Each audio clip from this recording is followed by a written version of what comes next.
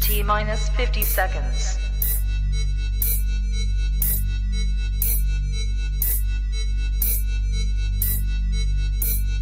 T minus 40 seconds.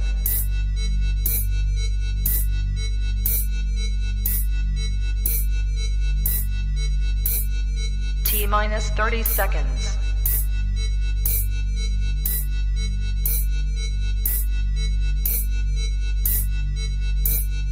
T minus 20 seconds.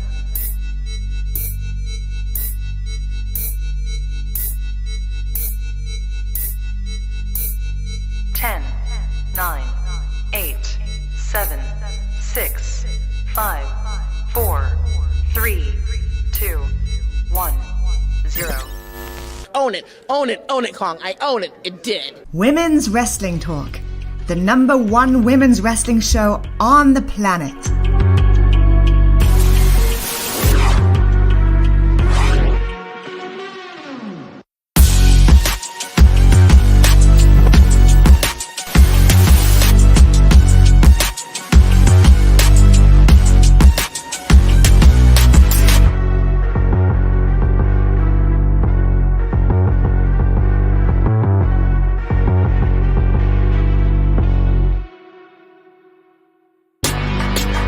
Women's Wrestling Talk, the #1 women's wrestling show on the planet. What is up, guys? Welcome to Women's Wrestling Talk, the #1 women's wrestling show on the planet. Of course, we are here for the Wednesday edition of WWT Live, breaking down some of the latest news, including 2 tournaments going on in WWE right now. It's a crazy time post-draft. So, of course, I need a little bit of help here tonight. So I got my good friend, Miss Queen PR, who's been a hot topic lately, Miss Famous.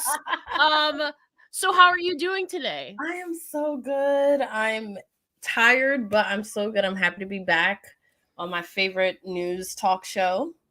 Yeah, I'm happy to have you back. I like that Wrestle Story and podcast. I like that. I am so happy to have you back.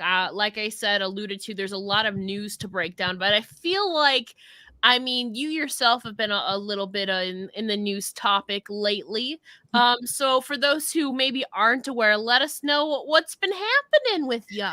Yes, so Krista B and I, shout out to her, we were lucky enough to go to the DX reunion last fall because it was in Brooklyn. And as we're heading out, one of the producers was like, hey, like, I'm assuming because Krista B had like the China shirt on. They were like, hey, like you love DX? We were like, yeah. They were like, okay, you want to be in this video or get interviewed? We were like, sure. And they were like, how do you feel about DX? And we were like, okay, cool. We sound like the waivers and everything. And then we found out a couple days before we might have made the cut, and we watched it and we were like, oh wow, like it was oh man, like unreal. On WWE's Hidden Treasures, I think it is. Yes. And that's not normally a show I watch. No. So I was like, okay, cool. It's a cute show though. It is from what I've seen, especially, I mean, like, DX is my favorite tag team of all time, so that was really cool to see you guys like pop up in there and like all over. So that's got to be a really cool feeling. I'm jealous you went to the reunion last. That was crazy. That's like October, right? Yeah, like I was like, wait, what?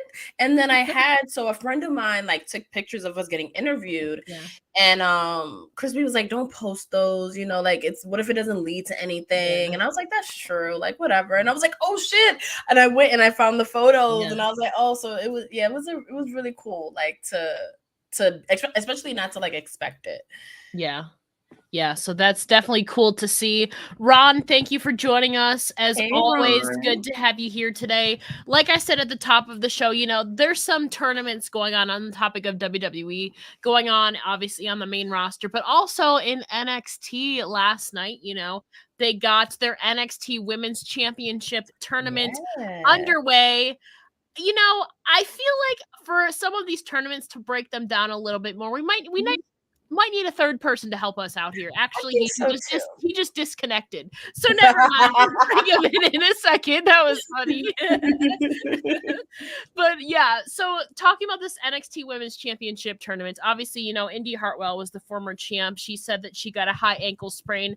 I feel like I feel like it didn't even matter if she got injured or not. She was going to the main roster anyway, so I think she was kind of destined to kind of relinquish her championship. So she did that last week, and so officially last night we got the 8-woman tournament underway.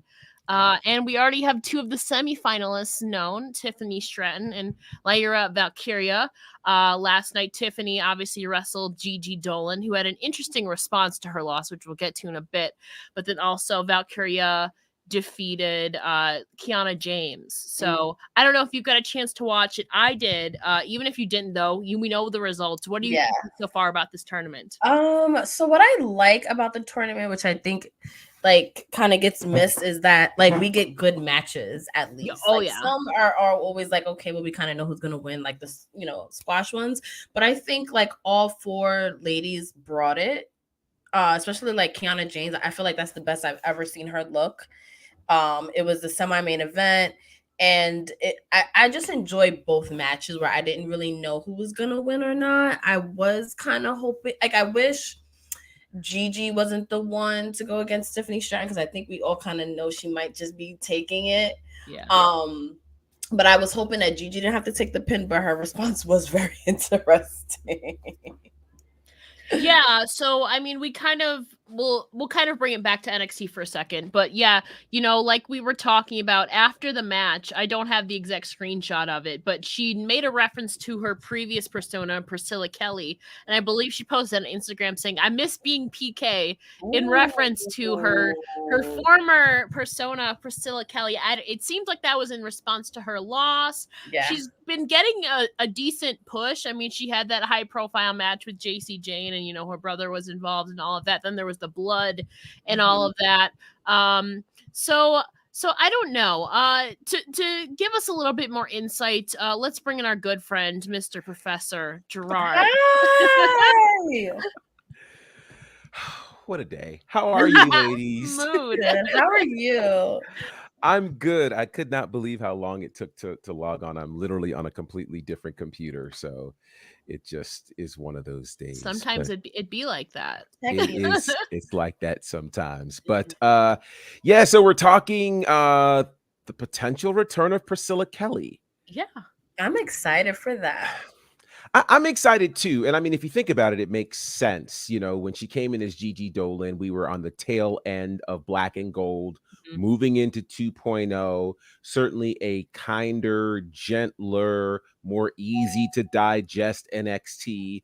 And so obviously Priscilla Kelly was a little more on the edge. That might be That's putting it lightly. The things that she was known for, weren't exactly WWE like. So I would have bet money that, like, back then when I knew of her off of like social, she had a lot of buzz. I would have bet money WWE would have never signed her because of some of the things that she did. Yeah, and then when she got signed, I was genuinely shocked. I was like, wow. But she fit in NXT. She did.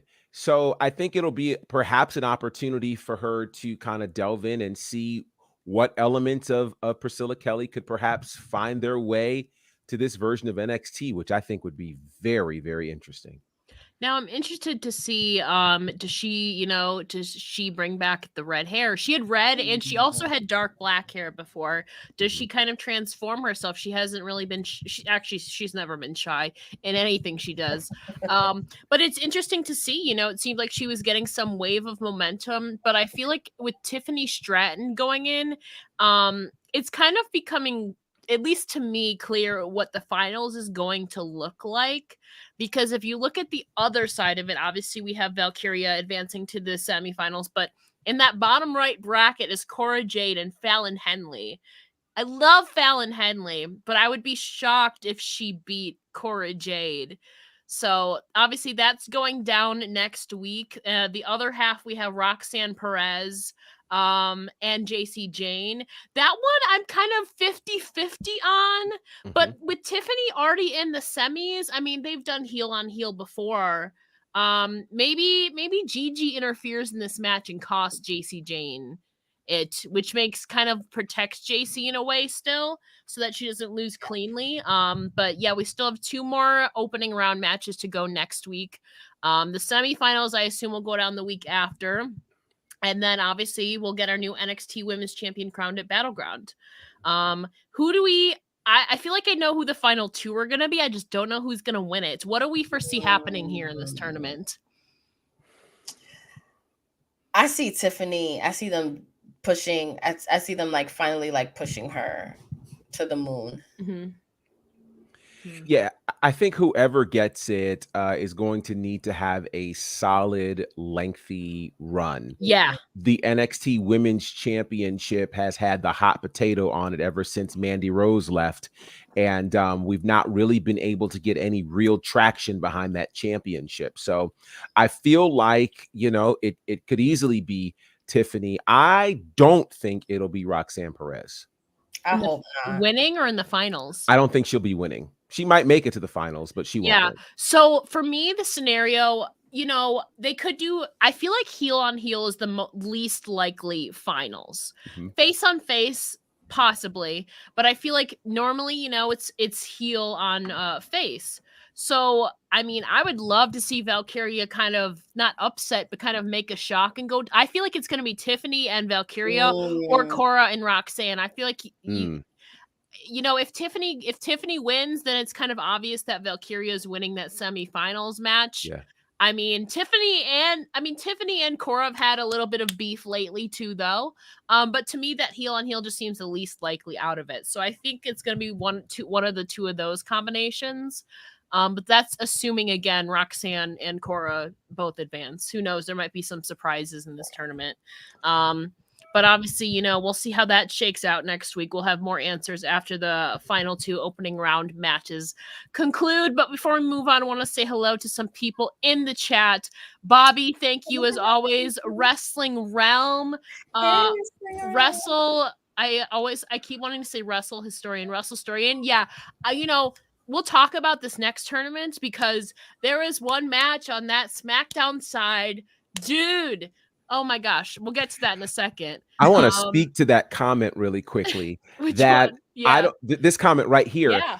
I don't know if it was planned to be this way. It just kind of feels like it fell this way with the tournament for the World Championship, the tournament for the NXT Women's Championship, seemingly all culminating the same weekend that we were supposed to have King and Queen of the Ring. I think that's very interesting. They kill a couple of birds. I totally forgot about that. Yeah. Night of Champions was supposed to be King and Queen of the Ring. Instead, we get the world title culmination. And then the next night at Battleground, we get the NXT Women's culmination. So we may have lucked up and gotten King and Queen of the Ring at the same time as Night of Champions. Just pretty unofficial. Crazy. Yeah, just unofficially. Yes. But I didn't even realize the parallels there. Yeah. I don't know. I don't know how long the plan was. I feel like either way, if Indy hadn't gotten drafted, she would have been out for at least a month with that ankle sprain, Sure. So like, I don't know. But we'll see what happens. Gerard got a comment here for you from Wrestling Realm. Been loving your TikTok content. Okay, I'll have to check out. What's your TikTok at, Gerard? Bonafide. Everything is. I love it. Nice and easy. Same. Tiffany. Obviously, there's a lot. There's always room for improvement, and you grow. But she's been excelling, and really her progression has been really cool to see. Me personally, I see this being the finals to Joseph, but they're really high on Tiffany too. So I'm not counting her out just yet. I was saying that I could see Tiffany winning at Stand and Deliver.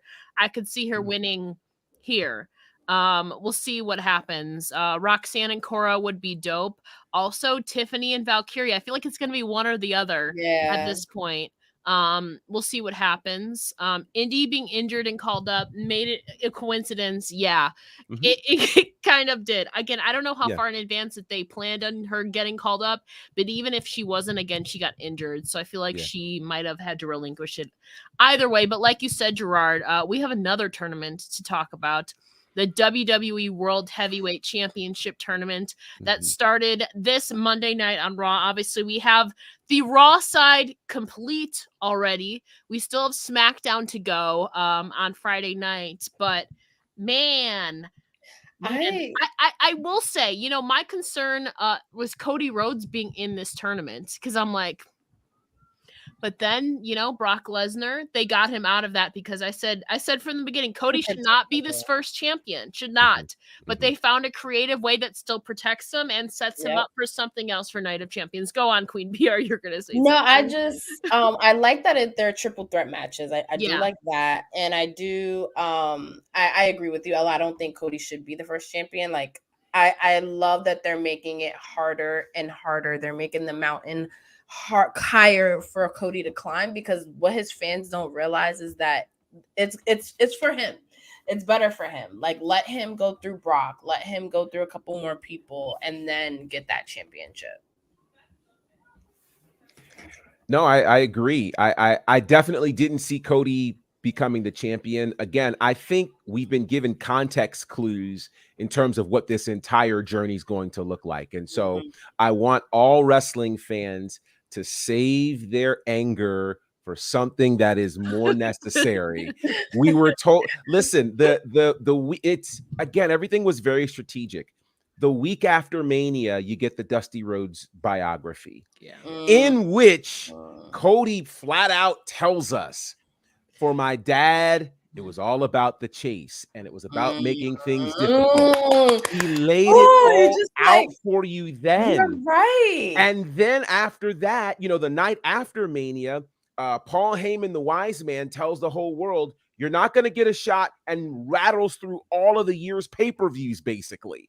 So we know that we're getting all of these context clues. So if it looks like, oh my God, it's going to be Cody, remember when, log all these facts in. Now, remember, we're the same people who loved what happened last year with Bray Wyatt and the White Rabbit and all the little clues. And we say we love all the details of you know, the bloodline.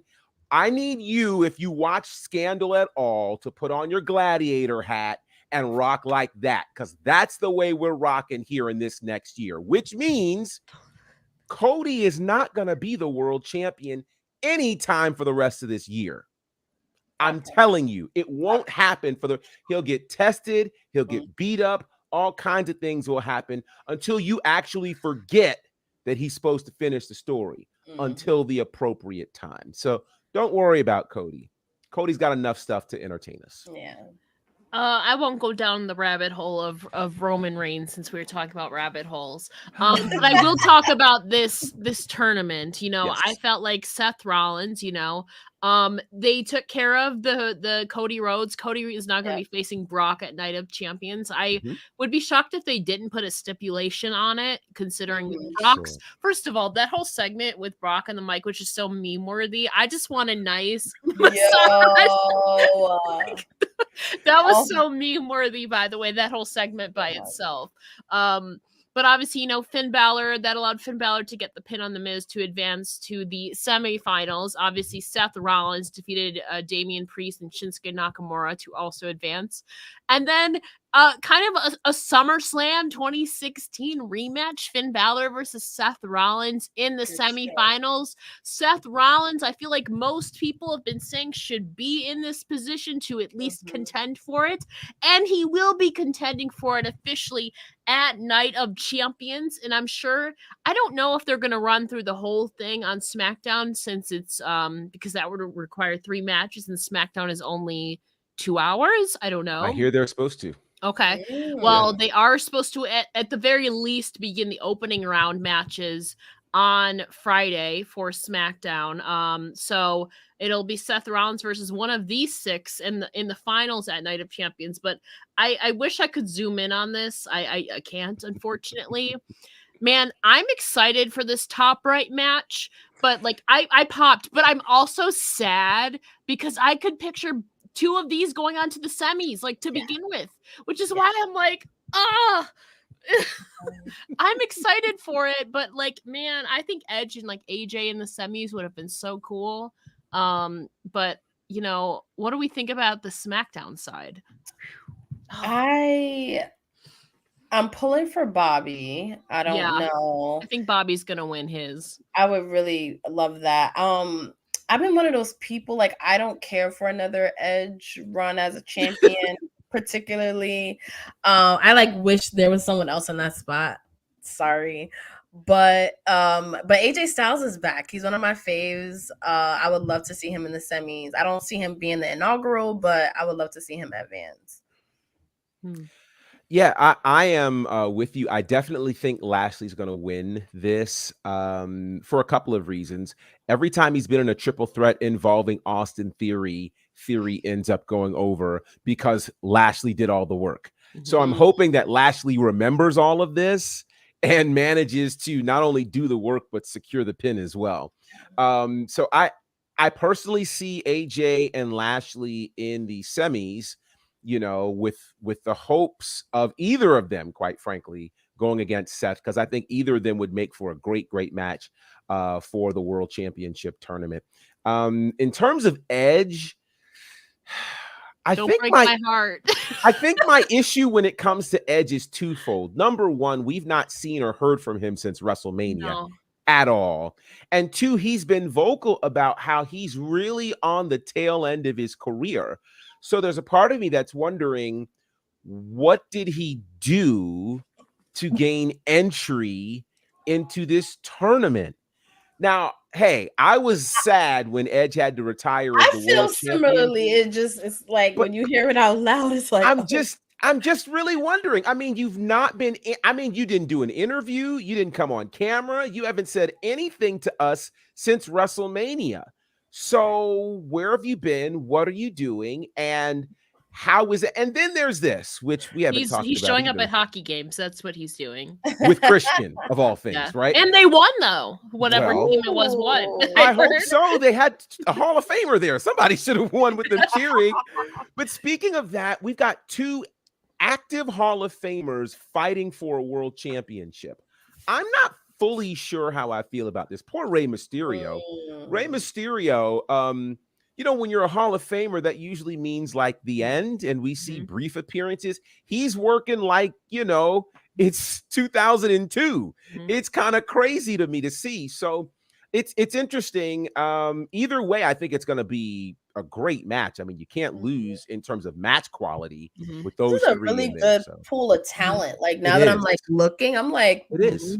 Wow. They're all championship material. So if anything, I know people have said, well, I can't believe SmackDown people are fighting for it, but you really want legit people fighting for the world championship.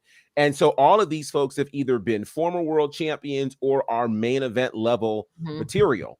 So I can't get upset with that. Yeah. And according to Joseph, SmackDown is wide open except Austin Theory. I agree with that statement. Yeah. I would be...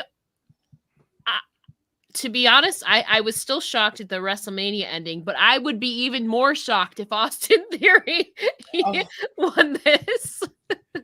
There's so many Austin Theory moments where I'm legit like, really? So I would be stressed. I mean, I know we got more to discuss, but I know Queen PR has places to be because she's just so famous now. I mean, after appearing on when you're on WWE television, I mean, you know. So PR, before we gotta let you skedaddle, we will let you plug yourself. Let the people know where they can find you. Yeah, well, first off, thank you for having me. As always, I love joining Women's Wrestling Talk. It's legit one of my favorite platforms. But you can find me, Queen PR, everywhere on Instagram and Twitter at Queen3_PR. And Those Wrestling Girls, our podcast is everywhere. We're actually going live on Twitch in about 30 minutes to talk about celebrities' involvement in wrestling. It's trending right now. It's a lot of talk. Bad Bunny just delivered a hell of a performance. So after you get your news here, come join us over at Those Wrestling Girls Twitch, and thank you for having me. Yeah, and it's ironic you bring in celebrities because we'll talk about this later. A certain pair of tag team champs are wanting to wrestle some pretty high profile musical artists. So You'll stay tuned if you haven't seen the news here. We'll talk about it in a bit. But Queen PR, again, thank you so much for joining us. And be sure to check out Those Wrestling Girls at 7 p.m. That's going to be an interesting one to watch, especially coming off of Backlash and Bad Bunny. Right? Bad Bunny is just amazing. Beautiful. Yes. Beautiful. Thank you so much again. Take care. Awesome.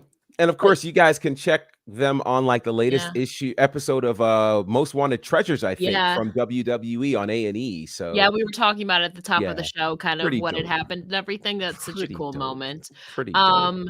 But she teed this up. Should we mention this now, since she kind of lobbied or threw us the lob for this? So of course, you know, the world's talking about Bad Bunny and what he did Saturday night, and this was a very interesting story coming out of Billboard, of all places, where the current women's tag team champions, Raquel Rodriguez and Liv Morgan, have expressed interest in a tag team match against Cardi B and Megan Thee Stallion. Now, Cardi B is a known wrestling fan, and there was a point a couple of years ago where she was actually supposed to host, SummerSlam, and then she got pregnant, and that wasn't able to happen. That seems like a blur. And she had beef with Lacey Evans too. I think she did have beef with Lacey Evans for sure. You know, so Cardi B has been a long-time fan. I'm not sure of how connected Megan Thee Stallion is, but I think I don't know. What I do know is this. I do know, number one, that the standard and the bar that Bad Bunny has set is so high that I don't think WWE would afford themselves the opportunity for anybody to come in lowballing it at all. So, you know, Meg and Cardi B would have to really put their time in to be able to pull off a match like that. And I'll say this, we learned a lot about Damian Priest Saturday night, which I think is one of the reasons why he was rewarded with a spot in the world title tournament. It takes a special talent to be able to work with a celebrity who is not a trained athlete. So the other question is, are the tag champions ready for that? I don't know the answer to that either. So there are a lot of unknowns with that. But it's a very interesting thing, and it's a real request that they want. So this will be interesting. Seeing the success of Bad Bunny, true or false, would make celebrity demand more money if WWE. See, I think there's always a demand there, you know, because it's so like not foreign, but it's rare to see. We don't see it a lot where celebrities are actually like wrestling. You know, we've seen cameos and stuff, but like to have an actual match, we don't get a lot. I think the draw would be there, but also it's like you want to deliver on that draw. And I think people like a Bad Bunny, and hate to say it, but Logan Paul as well have been kind of pioneers for the celebrity aspect of professional wrestling, you know? Totally. And go ahead. Oh, go ahead. No, I was just going to say that it's evolved so much from like, I mean, the Snooki days and all of that, you know, where it wasn't as clean and as fluid, that they've kind of leveled up. You're maybe set to like a certain standard, or at least give an effort to, because, you know, wrestlers, The Miz, I don't know, for example, who's one of the most trusted people, you can make people look good even if you're not the best, but you should at least take it at least somewhat seriously, you know? Right. And I think the other thing to consider is, you know, the comment that was made about celebrities demanding more money. It's a real give and take when it comes to WWE right now, because think about the high profile sale that's happened for WWE. WWE has great cachet. So whoever the celebrity is, they're not hurting right now for the kind of mainstream access that they were hurting for, say, in the Snooki days per se, right? Nowadays, it's an interesting combination that's happening. Kind of reminds me of what happened with the Super Mario Brothers movie. You know, when they first tried that movie in '93, it didn't work very well, and people forgot about it. But nowadays in 2023, you know, it's made over $1 billion. It's done all of these things, but that's because the kids who were playing Super Mario Brothers in the 80s and 90s are now the adults who can go buy the tickets to the movies and all that jazz. So I say that to say that the stars of today in the music world and the entertainment world actually grew up watching WWE. So there's a different kind of interest in terms of cross promotion versus just saying, hey, you know, I want to put a movie out. Hey, I want to push my new record, et cetera, et cetera. There's an interest. You know, when Snoop Dogg shows up, it's because he has an interest in the sport. So I think WWE is selecting from a different pool of celebrity now. You know, it's not just a celebrity that, hey, want somebody to push their stuff. It's the celebrity that's genuinely interested in WWE. George Kittle has been very public, a football player. He's been very public about his love for WWE. He was at a couple events a couple years ago, and I think made a previous cameo. Like he's been a documented like fan. You know, even if it isn't wrestling, like Wrestling Realm was alluding to, a lot of them have been hosting roles like Snoop Dogg did. Granted, Snoop Dogg wasn't planned to wrestle The Miz, but what he did was brilliant, right? That's a whole thing in and of itself. But you know, they have hosting stuff, like I don't know, ring announcing, like the guest bell keeper, timekeeper. There's a lot of things they can do, even if it's not like wrestling. But I think if they're wrestling like a legitimate match, then even if they aren't the most athletic, at least take some effort at the very least, right? You know? And at least they have a way to determine it now with the Performance Center, where they can take them down there, work with them, and really assess, can they do this or not? Because WWE has regular mainstream coverage now, be it TMZ, ESPN, Billboard, all of these spaces. So the question now is, sure, they've been there since WrestleMania, but I think their functionality is different now, you know. And I feel like there's only a certain pool, you know, all wrestlers, you know, are trained to be safe, but I feel like there's a certain pool of superstars who are kind of equipped to be able to guide and especially make a celebrity look good, you know.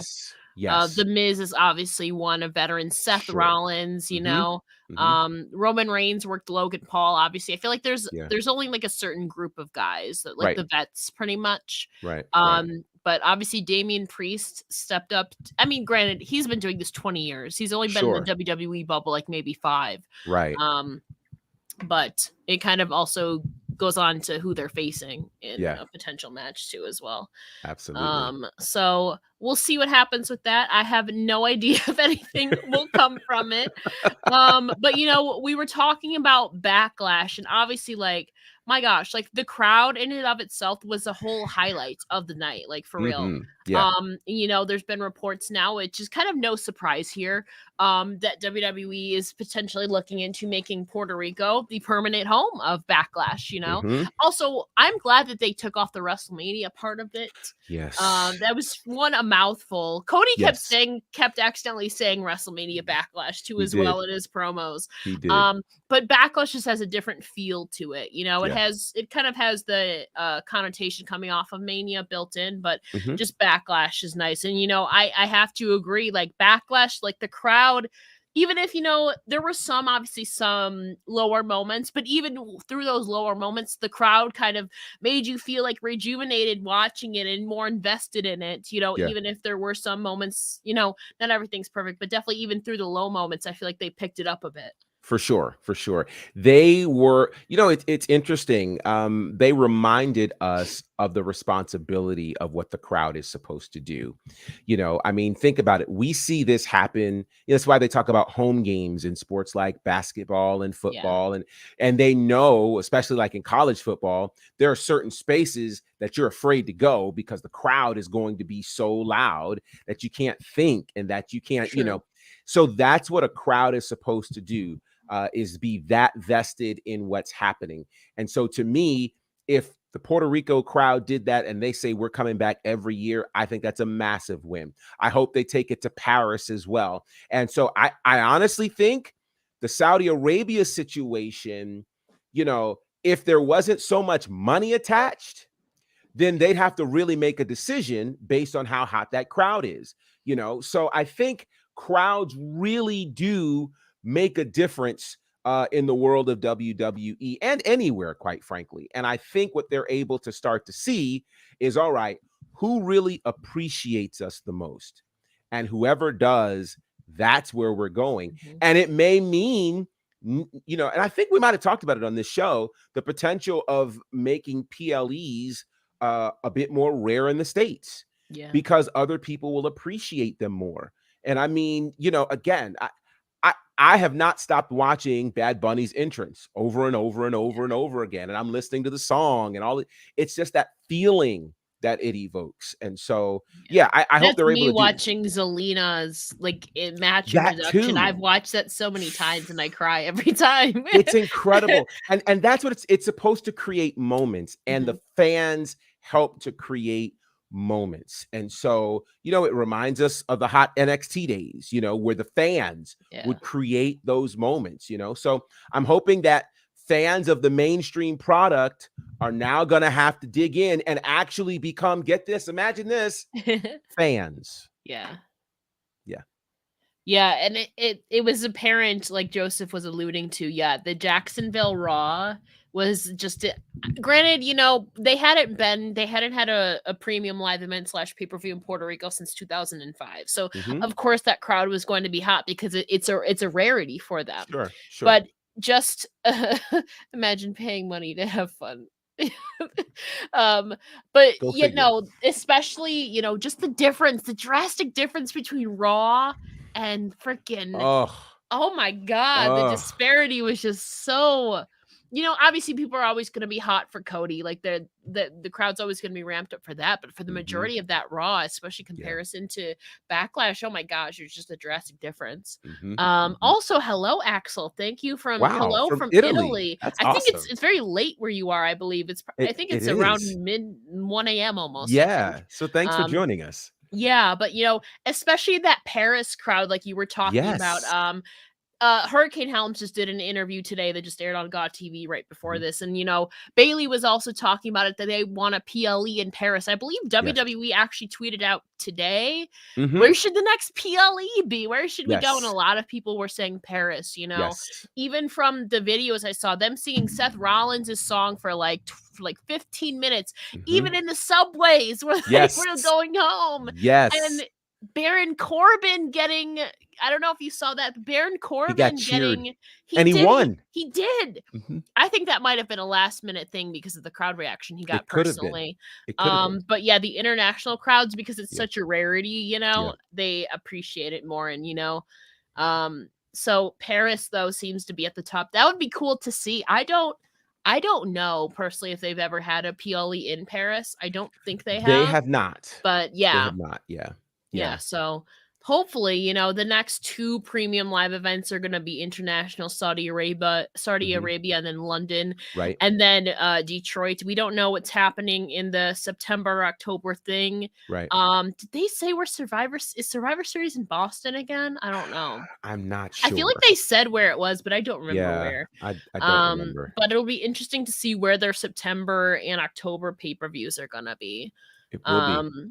So I'm excited to see that. But I kind of want to move on to I guess an ex-WWE guy now. Obviously, his contract ran out last year. I feel like this was reported so long ago, but it was actually only reported in March. I feel like it's been like 6 months that it's been announced that he's been a free agent. That being Goldberg. You know, he left. He's now officially a free agent after his contract with WWE came to an end. But, you know, he said he still felt he never got a proper retirement match. Some of that had to do with, you know, he had a handshake agreement with Vince McMahon, but then the whole, you know, the Vince scandals kind of happened. So he never got to have his proper rematch. So he was teasing a 4-city retirement tour. And now it looks like one of those cities may be in the Middle East. One of the legendary wrestling promoter, Rick Baseman, did an interview with House of Wrestling earlier today. Well, it was dropped earlier today anyway, talking about Goldberg and Sting possibly having an international date in Jerusalem, Israel, in September of later this year. You know, obviously Sting has the AEW commitments. Nothing is for certain, but he's trying to line it up, which I mean, I'm sure they've wrestled. They probably haven't been to the Middle East a lot, if any. So it's possible that Goldberg's world tour might kick off in the Middle East later this year. Well, if the WWE's international crowds have taught us anything, it's the idea of going where you're appreciated. And so I think, for Goldberg, again, they loved seeing him in Saudi. They loved seeing him in the Middle East. Again, those places that have not had the opportunity to see him. And he's still Goldberg to them. American fans may feel a little differently, and they may have reasons to, quite frankly, that whole almost killing Undertaker thing, among the other things that may have happened with Goldberg. So I think for Goldberg's sake, if he's able to kind of get one last run, he can. What I'm interested in seeing, though, is how this works for him independently.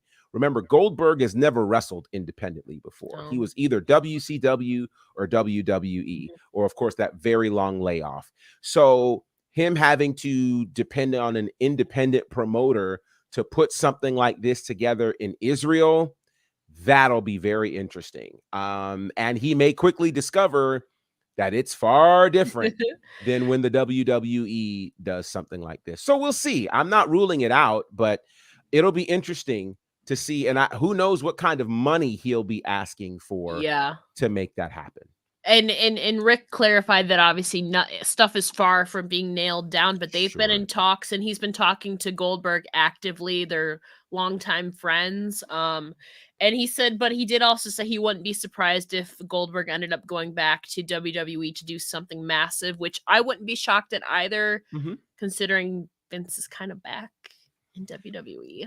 Well, so there's that. I know we won't open that box, but it's the truth. Wrestling Realm, Goldberg versus MJF. You know what's funny is Wardlow had a little thing with Goldberg a couple of weeks ago, wanting to. I mean, they're jacked guys. I could maybe see that they had that little interaction at WrestleCon, in an interview recently. So we'll see what happens with that. I think it's time. We're kind of going back in time, talking about Goldberg, WCW. Yeah. I think it's time, since we're in that ballpark, to hit the people with some It's wrestling facts. Yeah. All right. Well, since we're going back in time, let's go all the way back to a time where Goldberg was not in pro wrestling. That was 1985. Oh, yeah. We're on this day in 1985, the inaugural debut episode. I just did a double. I just was really redundant there. Inaugural debut, same thing. Anyway, the debut episode of Saturday Night's Main Event is taped at the Nassau Coliseum. And this was a big deal. So I'll briefly explain Saturday Night's Main Event for those who may not have been aware of what it was. This was really wrestling's first foray, kind of once you're getting into the 80s, onto network television. So this was held on NBC. It aired in the time slot of Saturday Night Live, which was a massive deal. And so this was, again, during that era, you didn't have Raw and SmackDown with massive marquee matches on a weekly basis. Instead, you had a weekly syndicated show that showed your superstars always against enhancement talent. There were very rare matches where two actual superstars battled each other.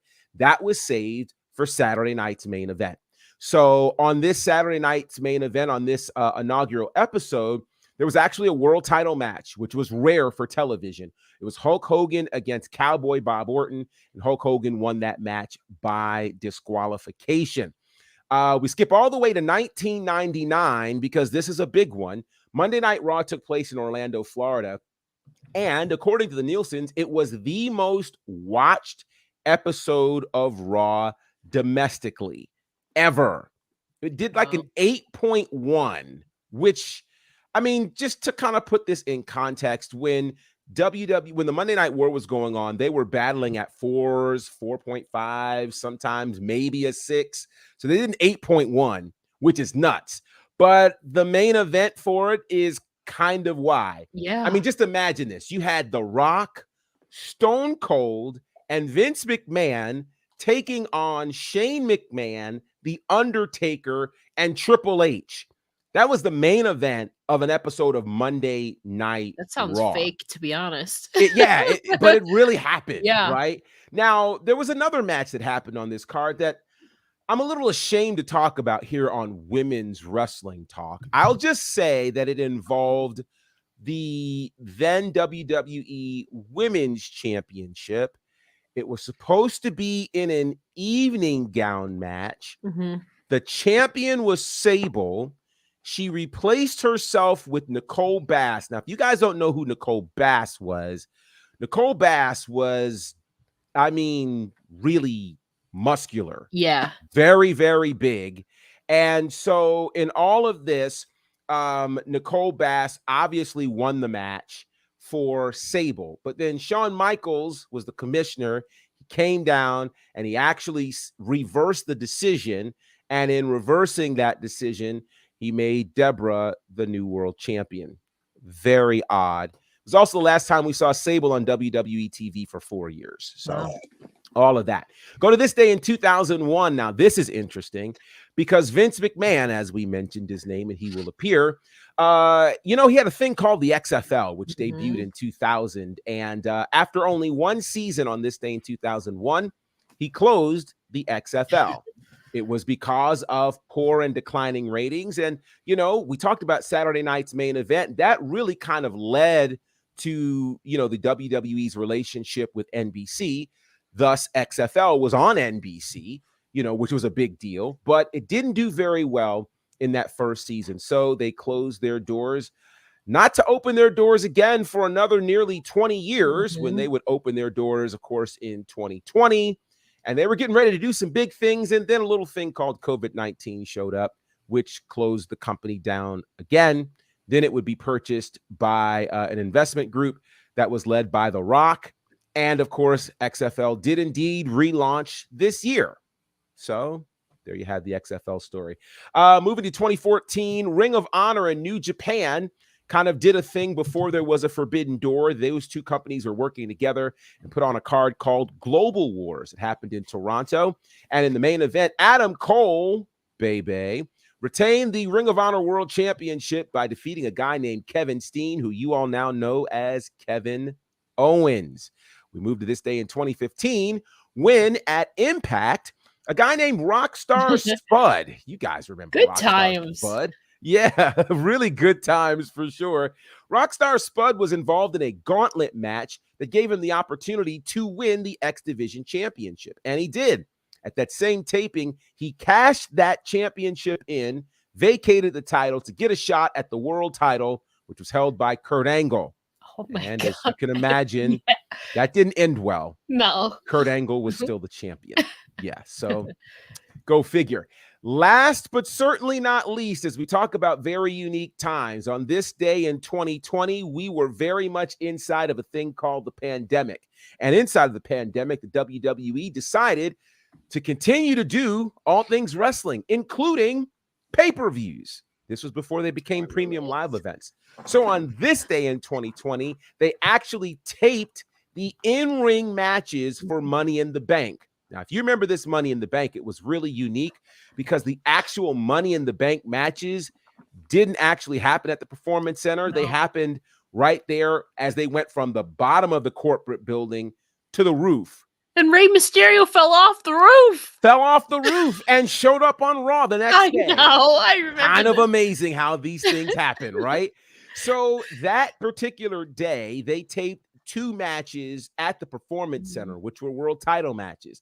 Drew McIntyre successfully defended the WWE Championship against Seth Rollins. And Braun Strowman successfully defended the Universal Championship against Bray Wyatt. That sounds fake. That sounds fake again.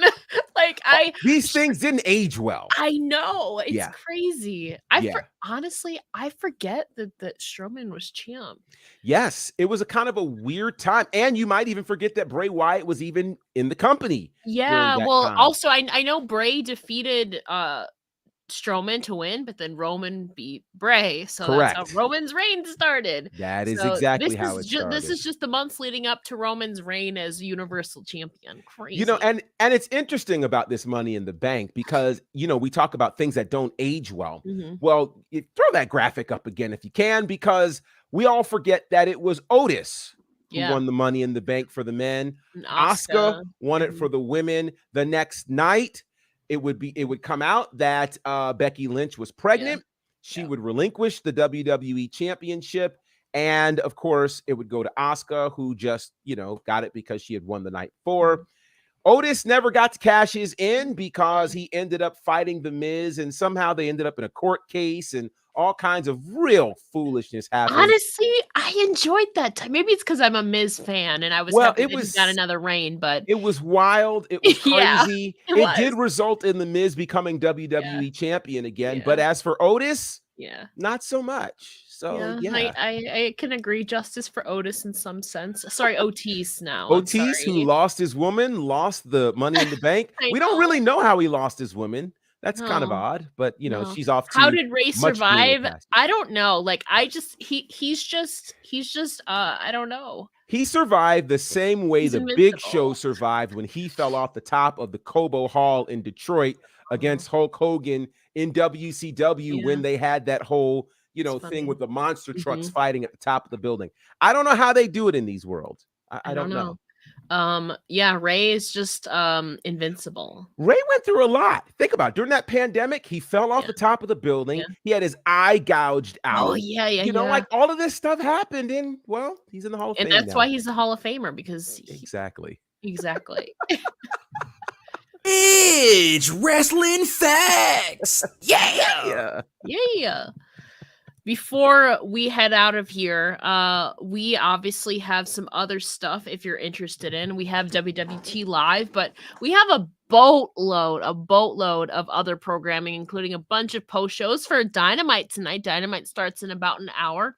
After that, you can check out the Dynamite after show. And we have a little bit of a little commercial to show you some more information. Hey peeps, TK Trinidad here, boss lady of Women's Wrestling Talk. And I want to say thank you so much for watching, because you've got millions of options. Plus, you don't have to worry about sharing your password to check us out. But while you're here, hopefully you know we have so many more shows to watch, like Turnbuckle Glam, Raw Post Show, WOW Post Show, AEW Dynamite Post Show, Women's Wrestling Army Post Show, NXT Post Show, Impact Wrestling Post Show, AEW Rampage and SmackDown Live Post Show, On the Scroll, ROH Post Show, WWT Live, plus all of our interviews with the hottest women's wrestlers in the game. Make sure that you like, comment, and subscribe. Check out our website at www.talkpod.com and follow us on all social media platforms at www.talkpod, and make sure to spread the word. That means send this to the group chat. Yes, even the person with the green bubble. Thanks again so much for watching Women's Wrestling Talk, the #1 women's wrestling show on the planet. Ciao for now.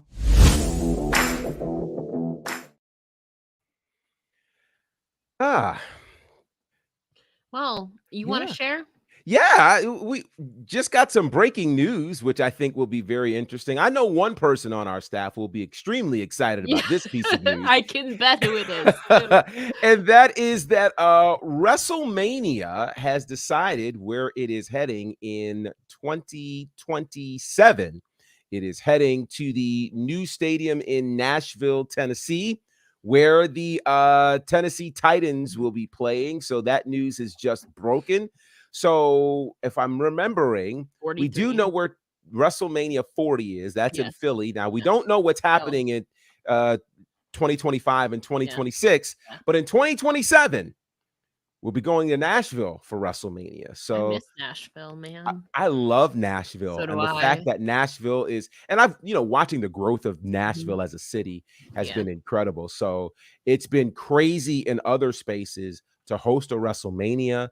Good Lord. So it might be a road trip Gotta head to Nashville for us. I know it's a few years away. I miss Nashville a lot, though. I went last year for SummerSlam and all of that. Oh my gosh, fell in love with the city. And granted, I am not a summer person. It was in the middle of the summer, but I had a lot of fun there.